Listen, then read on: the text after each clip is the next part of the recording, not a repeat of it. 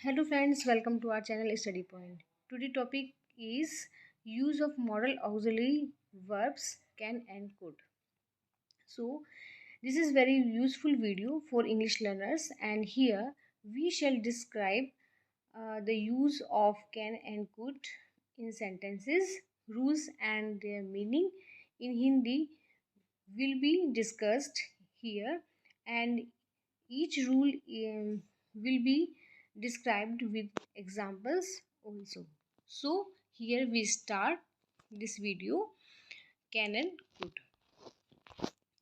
So here we see first the use of can.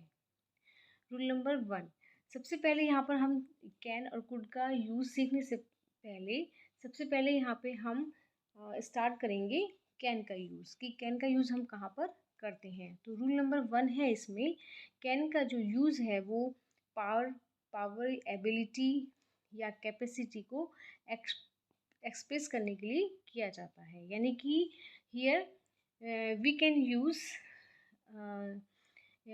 Bye expressing power ability capacity. देखिए इसमें जैसे यहाँ पर क्या है कि हम कैन का यूज़ कहाँ करेंगे अगर हमें पावर दिखानी है, एबिलिटी यानी कि योग्यता दिखानी है, पावर में यानी शक्ति दिखानी है, और कैपेसिटी यानी कि हमें अपनी सामर्थ्य या क्षमता दिखानी है। उसको अभिव्यक्त करने के लिए, उसको एक्सप्रेस करने के लिए यहाँ पर हम कैन का यूज़ करते हैं। जैसे एग्जाम्पल में समझते हैं, he can lift the box. जैसे कि वह एग्जाम्पल में है कि वह संदूक उठा सकता है। यू कैन स्पीक इंग्लिश, तुम इंग्लिश बोल सकते हो। I can defeat my opponents, मैं अपने विरोधियों को हरा सकता हूँ। I can swim across the river, मैं इस नदी को पार कर सकता हूँ। She can solve the problem, वह इस समस्या को हल कर सकती है। We can climb mount Abu, हम माउंट आबू पर चढ़ सकते हैं। तो देखिए कैन का यूज़ हम कहाँ कर रहे हैं, हम यहाँ पर कैन का यूज़ अपनी पावर को दिखाने के लिए, एबिलिटी को दिखाने के लिए और कैपेसिटी को दिखाने के लिए कर रहे हैं। तो जो इस टाइप के सेंटेंस होते हैं इसमें देखिए ये है कि यू कैन स्पीक इंग्लिश, यानी तुम इंग्लिश बोल सकते हो। तो यहाँ पे इनका जो मीनिंग निकल के आ रहा है कैन का, वो आ रहा है be able to, be able of या नो हाउ टू। इन सेंटेंसेस के रूप में भी इसका मीनिंग निकल के आ रहा है। जैसे you are able to speak English, यानी तुम इंग्लिश बोलने योग्य हो। You are capable of speaking English, यानी तुम इंग्लिश बोल सकने में सामर्थ्यवान हो। And you know how to speak English, और तुम जानते हो कि इंग्लिश कैसे बोली जाती है। तो इस तरीके से यहाँ पर कैन का यूज़ किया जाता है। I think rule number 1 is clear. Next rule देखते हैं इसमें, कैन का जो यूज़ होता है वो एक्सप्रेस करता है परमिशन को, यानी कि अनुमति देने के भाव को भी एक्सप्रेस करता है। जैसे एग्जाम्पल में समझते हैं, यू कैन गो नाउ, तुम अब जा सकते हो। You can buy pens from the shop, तुम दुकान से पेन ला सकते हो। I go to cinema tonight, क्या मैं रात को सिनेमा जा सकती हूँ। Can I see your diary, क्या मैं तुम्हारी डायरी देख सकती हूँ। Stop, you can't do that, रुको, तुम ऐसा नहीं कर सकते। तो यहाँ पर देखिए क्या आ गया है कि परमिशन को एक्सप्रेस करना भी यहाँ पर कैन का यूज़ किया जाता है। ओके, नेक्स्ट देखते हैं इसमें, जैसे यानी कि परमिशन का मतलब हो गया है कि you are allowed to go now, इसको और क्लियर कर लेते हैं। And you are permitted to go now, यानी तुम्हें वहाँ जाने की अनुमति दी जाती है। तो इस तरीके से हम बता रहे हैं, उन्हें परमिशन दे के कह रहे हैं कि यू कैन गो नाउ, तुम वहाँ जा सकते हो। इस तरीके से रूल नंबर 3 है इसका, एक्सप्रेस थ्योरेटिकल पॉसिबिलिटीज़, यानी कि जो सैद्धांतिक संभावना है उसको एक्सप्रेस करने के लिए कैन का यूज़ किया जाता है। इसको एग्जांपल से समझेंगे हम।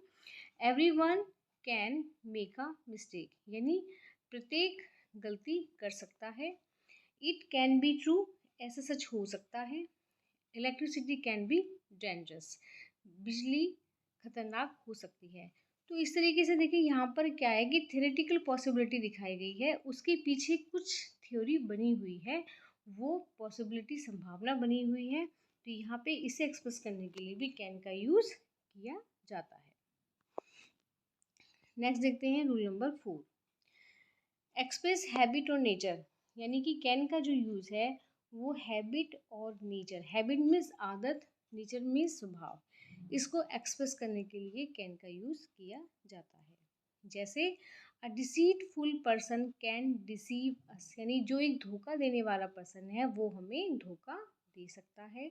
An honest man can't harm anyone, जो एक ईमानदार व्यक्ति है वो किसी को हार्म नहीं पहुंचाएगा, नुकसान नहीं दे सकता।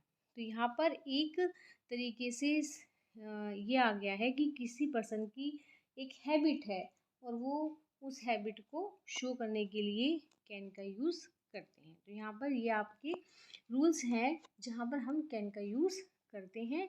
और ये क्लियर हो गए होंगे कि कैन का जो यूज़ है वो पावर को, एबिलिटी को, कैपेसिटी को, परमिशन को, या कोई नेचर या हैबिट शो करने के लिए, कोई थ्योरेटिकल पॉसिबिलिटी, ये इसमें इनको एक्सप्रेस करने के लिए यहाँ पर हम कैन का यूज़ करते हैं।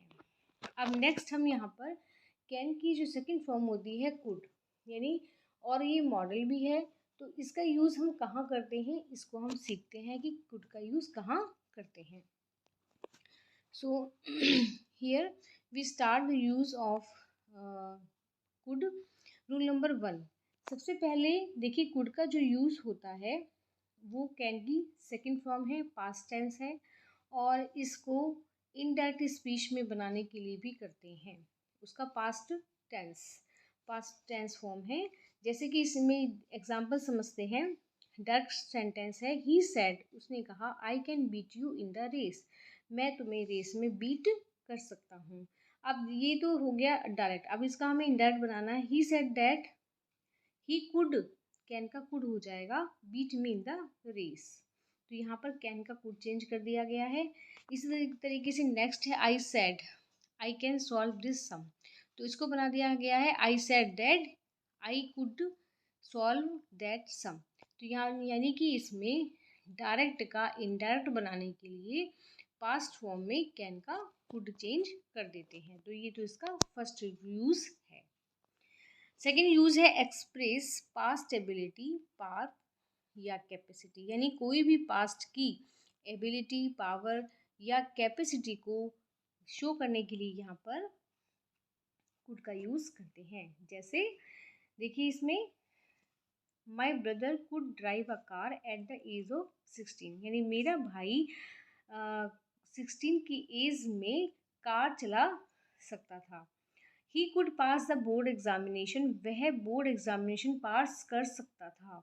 वेन आई वॉज यंग, जब मैं बहुत छोटी थी, I could out run him, out run यानी कि बहुत दौड़ में आगे निकल जाया करती थी। तो जो इसमें पास्ट की एबिलिटी है उसको शो करने के लिए यहाँ पर कुड का यूज़ करेंगे। देखिए इसमें ये होता है, एक बात ये है कि यहाँ पर कोई भी कार्य समाप्त हुए का बोध कराने के लिए was, were, able to, manage to, succeed in etcetera का यूज़ किया जाता है। अब देखिए बोर्ड का एग्ज़ाम पास करने की उसमें क्षमता थी, ये तो शो हो रहा है उसने किया है या नहीं किया है, ये क्लियर नहीं है। नेक्स्ट देखते हैं रूल नंबर 3, कुड का use to express polite request, permission for interrogative sentence, यानी इंटेरोगेटिव सेंटेंस में रिक्वेस्ट, कोई भी हम प्रार्थना कर रहे हैं, परमिशन आज्ञा मांग रहे हैं, इसको यूज़ शो करने के लिए इंटेरोगेटिव सेंटेंस में यहाँ पर हम कुड का यूज़ करेंगे। जैसे कि एग्जाम्पल देख लेते हैं। Could you help her please, क्या तुम उसकी सहायता कर सकते हो। कुड आई स्मोक हियर, क्या मैं स्मोक कर सकता हूँ। Could I borrow your notebook for 2 days, क्या मैं तुम्हारी नोटबुक 2 दिनों के लिए ले सकती हूँ। Could you please post this letter, क्या तुम इस लेटर को पोस्ट कर सकते हो। तो यहाँ पर पोलाइट वे में रिक्वेस्ट कर रहे हैं, तो यहाँ पर कुड का यूज़ कर सकते हैं। तो यहाँ पे देखिए कैन और मे की कंपेरिजन में कुड का यूज़ ज़्यादा बेहतर माना गया है।